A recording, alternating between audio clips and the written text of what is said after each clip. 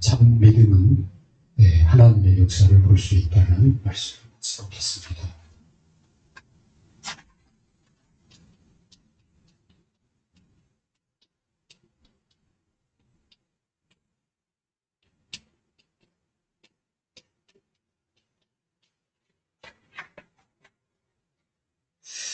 그러면 참 믿음은 어떤 건가? 무엇을 믿어야 되는가?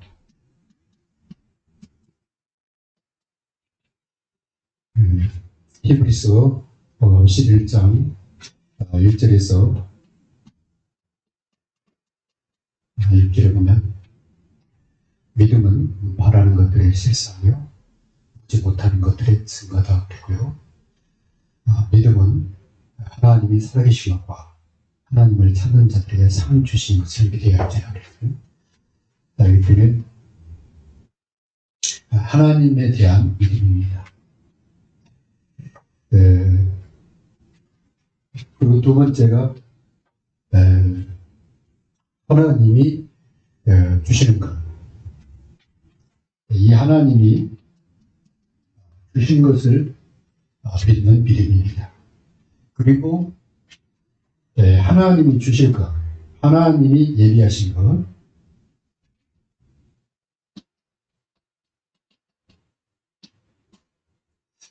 이 세 가지를 소유한 것을 갖다가 참 믿음이라고 합니다. 왜냐하면 하나님은 영원부터 영원까지 계시는 분이거든요. 영존하신 하나님이시기 때문에 그 하나님을 믿고 구원을 받습니다. 그때 하나님이 주신 게 구원이고 그 다음에 축복이고 사명입니다. 구원은요 하나님 떠난 인간에게 하나님이 아무 조건 없이 그의 아들을 보내셔서 십자가에서 모든 문제를 끝냈습니다. 그래서 누구든지 예수 그리스도를 믿으면 구원받을 수 있는 하나님의 은혜의 통로를 열어놓으신 거죠. 그래서 하나님이 그의 아들을 통해서 모든 문제를 끝내셨고요. 또 그 아들을 통하여서 믿는 자에게 하나님이 모든 것을 주시기로 작정하셨습니다.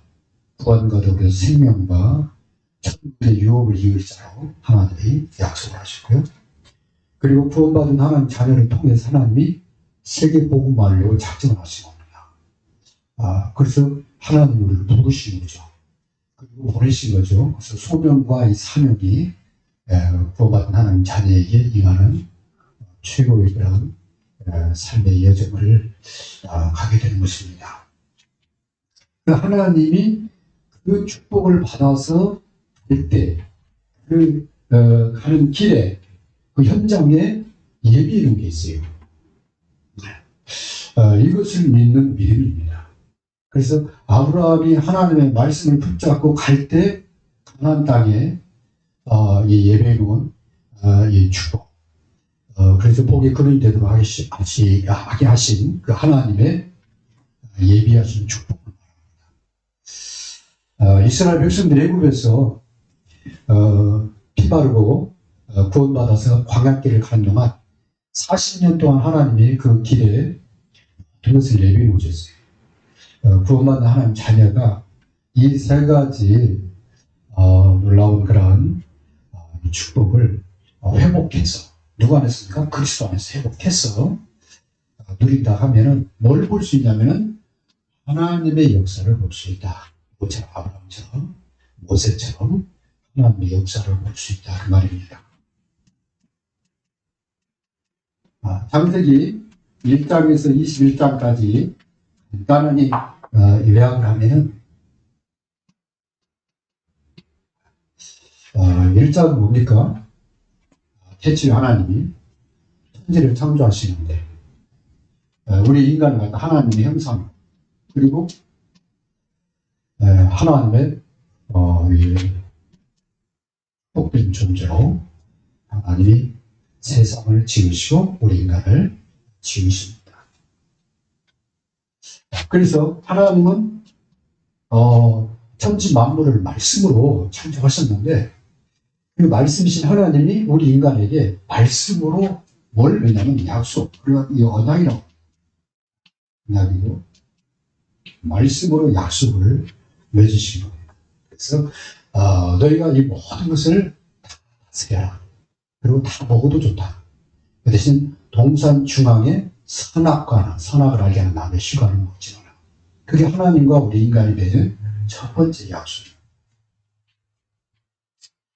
그래서 하나님과 함께하는 축복을 누릴 수 있도록 하나님과 함께 이 다스리는 그런 축복을 우리에게 주신 거죠. 그런데 우리 인간이 하나님의 약속을 어기고 하나님의 약속, 언약을 떠나서 사람의 말을 듣고 누구를 떠나면 하나님을 떠나요.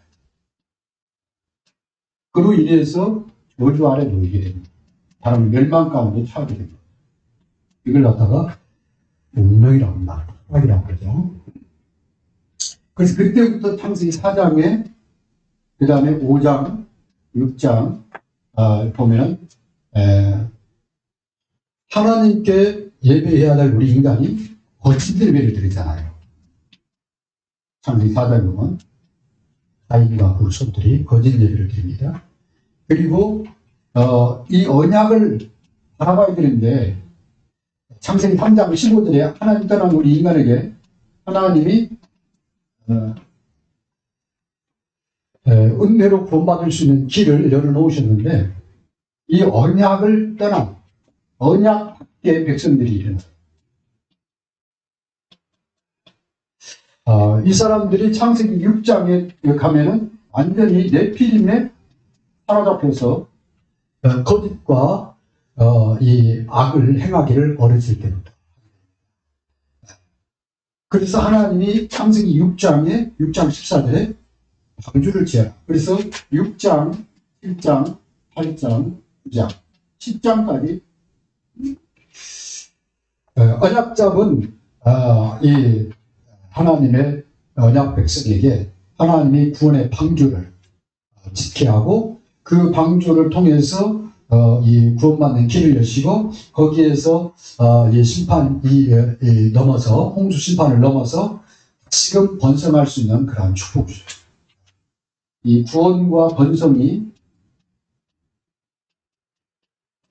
다시 회복이 됩니다. 그런데 이 창세기 11장에 가면은 다시 우리 인간이 이 창세기 3장의 그 이 운명 가운데 태어나기 때문에 하나님 두기를 싫어하고 그리고 스스로 하늘에 도달하려고 도전을 하게 됩니다. 그래서 하나님께 도전이죠. 그래서 바벨탑을 쌓게 됩니다. 그래서 하나님이 이들을 흩으십니다. 그리고 지금 하나님이 언약의 사람을 12장에 보면 아브라함을 택합니다.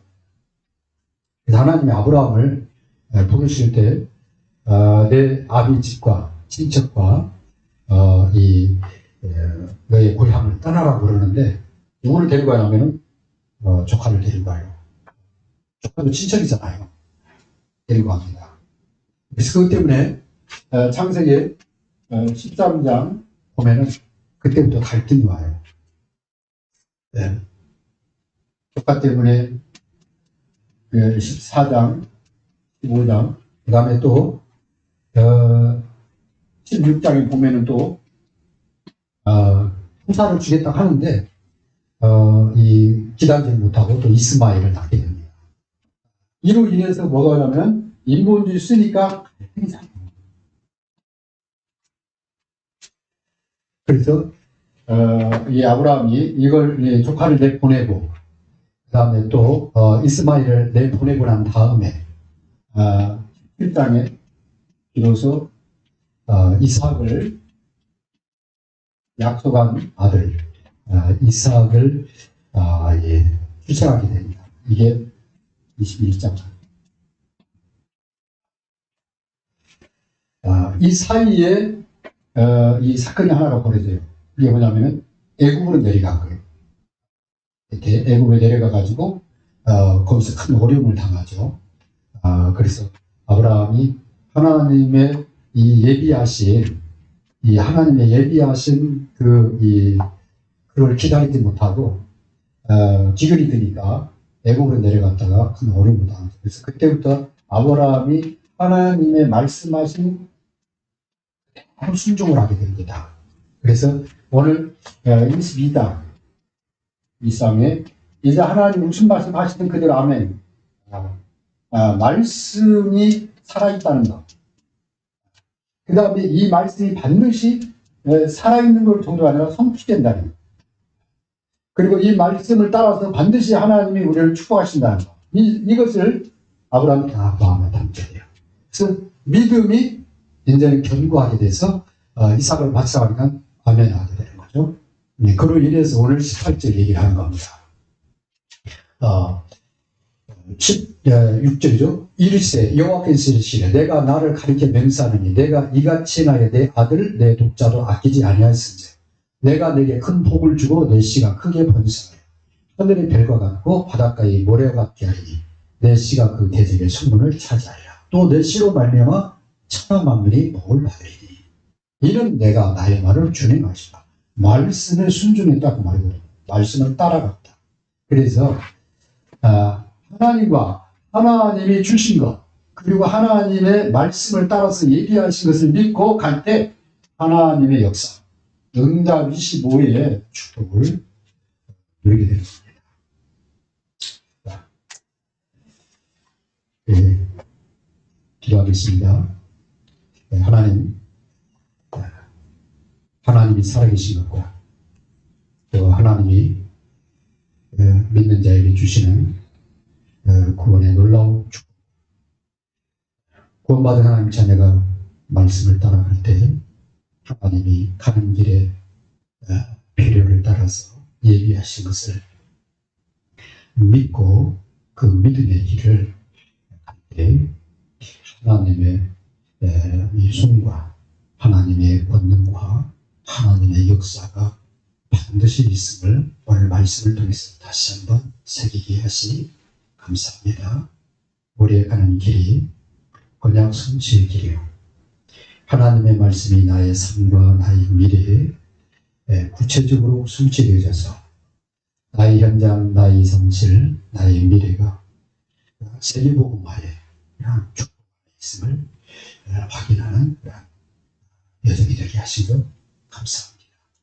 이제 익산한교회 모든 전도자들의 삶이 참 믿음 속에서 주시는 임하시는 하나님의 역사, 능력을 되게 하옵소서.